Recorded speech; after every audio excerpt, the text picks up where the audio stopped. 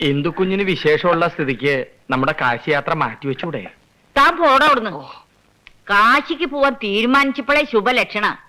ഇനി പോയില്ലെങ്കിൽ ദൈവകോപം ഉണ്ടാവും. ഉവ്വ. താൻ പോയി ആ ബാങ്കിലെ ചെക്കൊക്കെ ഒന്ന് മാറി വന്നിട്ടുണ്ടോന്ന് അന്വേഷിക്കുക. ഇപ്പോഴല്ലടോ, പിന്നെ.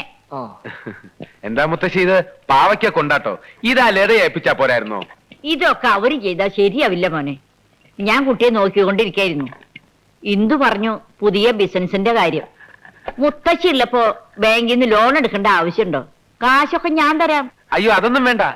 എനിക്ക് മുത്തശ്ശിയുടെ സ്നേഹം മാത്രം മതി. ഞാൻ സ്വപ്രയത്നം കൊണ്ട് കാശുണ്ടാക്കി ആ കാശ് എന്റെ ബിസിനസ് മുടക്കിക്കൊള്ളാം.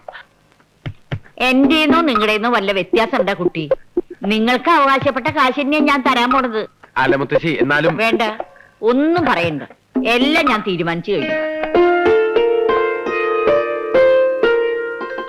ഇപ്പോഴത്തെ കുട്ടികൾക്ക് കൊണ്ടാട്ടത്തിന്റെ ഗുണമൊന്നും അറിയില്ല.